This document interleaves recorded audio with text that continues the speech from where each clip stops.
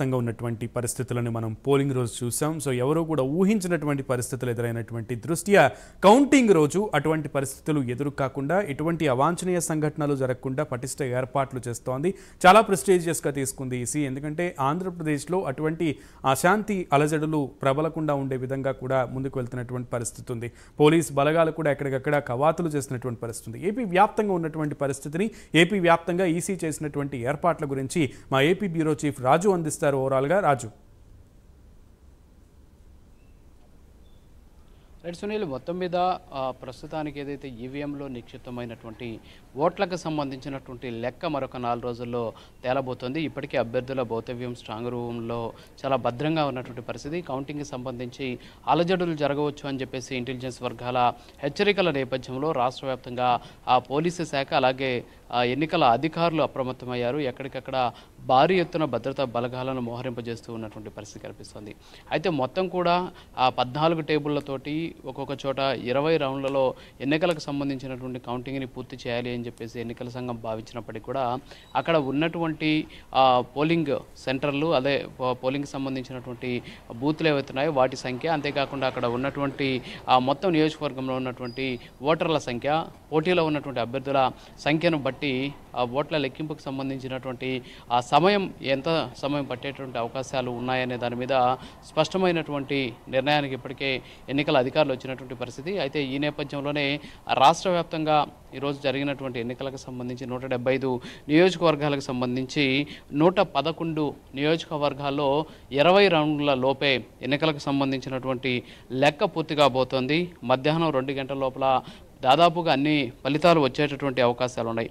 మొత్తం 60 నియోజకవర్గాల్లో 21 నుంచి 25 రౌండ్లలో వరకు లెక్కింపు జరిగేటటువంటి అవకాశాలు ఉన్నాయి. ఈ నియోజకవర్గ ఫలితాలను సాయంత్రంలోగా వెల్లడిస్తారు. ఇక 29 రౌండ్ల లెక్కింపు జరిగేటటువంటి 2 నియోజకవర్గాలు, ఎస్పెషల్లీ చంద్రగిరి నియోజకవర్గం ఒకటి, అంతేకాకుండా మరొక నియోజకవర్గం. సో ఈ 2 నియోజకవర్గాలకి సాయంత్రం 4 గంటల వరకు కూడా సమయం పట్టేటటువంటి అవకాశాలు కనిపిస్తూ ఉన్నటువంటి సిచ్యువేషన్ కనిపిస్తుంది. సో మొత్తానికైతే కౌంటింగ్ హాల్లో ఏర్పాటు చేసినటువంటి టేబుల్ల ఆధారంగా అక్కడ ఉన్నటువంటి పోలింగ్ సెంటర్స్తో పాటు బరిలో ఉన్నటువంటి అభ్యర్థులను బట్టి ఏ విధంగా ఏదైతే ఎన్నికలకు సంబంధించిన కౌంటింగ్ పూర్తి అవుతుంది అనేది తెలిసేటువంటి అవకాశం ఉన్నాయి. ఏపీలో తొలి ఎన్నికల ఫలితం తూర్పుగోదావరి జిల్లా కొవ్వూరు నుంచి రాబోతుంది. ఎందుకంటే అది ఎస్సీ నియోజకవర్గం. అంతేకాకుండా పశ్చిమ గోదావరి జిల్లా నరసాపురం అసెంబ్లీ నియోజకవర్గం నుంచి కూడా ఈ 2 నియోజకవర్గాలు ఏదో ఒక నియోజకవర్గం నుంచి తొలి ఫలితం వెలువడేటువంటి అవకాశాలు ఉన్నాయి.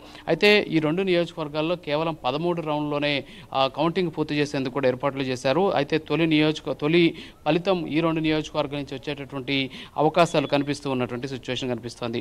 దీంతో పాటు భీమిలి అలాగే చంద్రగిరి ఈ 2 నియోజకవర్గాల్లో హైటెన్షన్ నెలకొన్నటువంటి పరిస్థితి. ఎందుకంటే భీమిలి సెగ్మెంట్లో 29 రౌండ్లు, అలాగే చంద్రగిరి నియోజకవర్గానికి సంబంధించి మొత్తం 29 రౌండ్లలో ఫలితం వెలువడేటటువంటి అవకాశాలు, ఇది రాత్రి 10 గంటల వరకు కూడా పట్టేటటువంటి అవకాశాలు కనిపిస్తున్నాయి. సో ఇవన్నీ కూడా పక్కన పెడితే మరోపక్క పోస్టల్ బ్యాలెట్కి సంబంధించినటువంటి లెక్కింపు మీద కూడా ఇప్పటికే ఎన్నికల సంఘం స్పష్టత ఇచ్చింది. ఎస్పెషల్లీ 5,39,000 ఓట్లు రాష్ట్ర వ్యాప్తంగా నమోదైనటువంటి పోస్టల్ బ్యాలెట్ల లెక్కింపుకి సంబంధించి తొలుత పోస్టల్ బ్యాలెట్ను లెక్కిస్తారు. సో పోస్టల్ బ్యాలెట్ లెక్కింపు పూర్తయిన తర్వాతే ఈవీఎంలకు సంబంధించినటువంటి బ్యాలెట్ ఫలితాలను వెలువడిస్తారు. అంటే ఒక పక్క సైమల్టేనియస్లీ ఆ రెండింటికి సంబంధించినటువంటి లెక్కింపు జరుగుతుంటుంది. అంటే ఫస్ట్ పోస్టల్ బ్యాలెట్ స్టార్ట్ చేస్తారు. సో ఫస్ట్ పోస్టల్ బ్యాలెట్ జరుగుతూ ఉన్నటువంటి నేపథ్యంలోనే వెంటనే ఈవీఎంలు కూడా స్టార్ట్ చేసేటువంటి పరిస్థితి. అయితే ఈవీఎంలు స్టార్ట్ చేసినా సరే చివరి ఫలితం పోస్టల్ బ్యాలెట్ లెక్కింపు పూర్తయ్యేంత వరకు కూడా దీన్ని ప్రకటించకూడదు అని చెప్పేసి ఎన్నికల సంఘం నిర్ణయించినటువంటి పరిస్థితి. అయినప్పటికీ కూడా రాష్ట్ర వ్యాప్తంగా ట్రెండ్ ఎలా ఉంది అనేది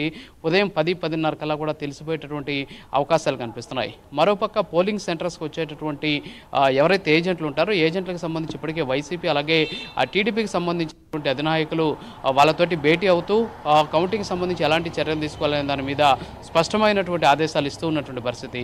దీంతోపాటు కొంత కవ్వింపు చర్యలు కూడా ఉండేటటువంటి అవకాశాలు ఉన్నటువంటి నేపథ్యంలో కౌంటింగ్ సెంటర్లోకి మద్యం సేవించి వచ్చేటటువంటి వాళ్ళని కట్టడి చేసేందుకు బ్రీత్ ఎనలైజర్ల ద్వారా ఆ కౌంటింగ్ సెంటర్ దగ్గరే వాళ్ళకి టెస్ట్ చేసి వాళ్ళ ఉన్నటువంటి ఆల్కహాల్ పర్సంటేజ్, అంటే మద్యం సేవించలేదు అని నిర్ణయించుకున్న తర్వాతనే ఏజెంట్లను లోపలికి అనుమతించేటటువంటి సిచ్యువేషన్ కనిపిస్తోంది. దీంతోపాటు రాష్ట్ర వ్యాప్తంగా కూడా భారీ ఎత్తున పోలీసు బలగాలను మోహరించారు. అంతేకాకుండా దాదాపు 150 కంపెనీలకు సంబంధించినటువంటి పారామిలిటరీ బలగాలు కూడా ఈ కౌంటింగ్కి సంబంధించినటువంటి భద్రతలో ఉండేటటువంటి పరిస్థితి. ఎస్పెషల్లీ 144 సెక్షన్ అమల్లో ఉంటుంది, అలాగే 30 పోలీస్ యాక్టు అమల్లో ఉంటుంది. ఫలితాలు వెలువడిన తర్వాత కొన్ని ప్రాంతాల్లో దాదాపు వారం రోజుల వరకు కూడా ఎలాంటి సభలు, సమావేశాలు, విజయోత్సవ ర్యాలీల మీద నిషేధం విధించినటువంటి పరిస్థితి. ఎవరు కూడా అలాంటి ర్యాలీలు అలాగే విజయోత్సవ సభలు నిర్వహించేందుకు అవకాశం లేదు అని చెప్పేసి ఎన్నికల సంఘం ఇప్పటికే ప్రకటించినటువంటి సిచ్యువేషన్. మరోపక్క కౌంటింగ్ జరిగేటటువంటి సందర్భంలో ఎవరైనా సరే కౌంటింగ్ సెంటర్ లోపల ఏజెంట్లు కానీ పార్టీలకు సంబంధించినటువంటి ఆథరైజ్డ్ పర్సన్స్ ఎవరైతే ఉంటారో వీళ్ళు గొడవలు చేయాలి అని కానీ భావించినట్లయితే వాళ్ళని వెంటనే అరెస్ట్ చేసేటటువంటి పరిస్థితి. మరోపక్క రాష్ట్ర వ్యాప్తంగా ఇప్పటివరకు జరిగినటువంటి ఏదైతే కేసులకు సంబంధించి దాదాపు 1300 మందికి పైచిలకు కేసులు నమోదు చేశారు. దాదాపు 600-700 మందిని ఇప్పటికే అరెస్ట్ చేసినటువంటి సిచ్యువేషన్ కనిపిస్తోంది.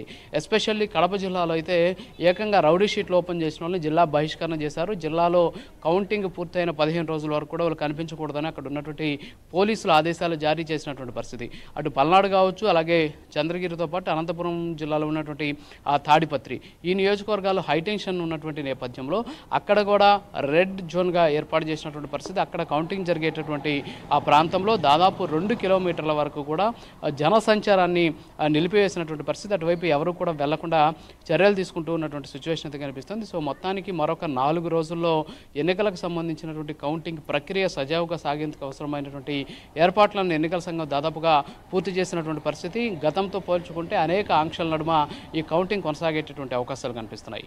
Sunil. Right Raju, thank you.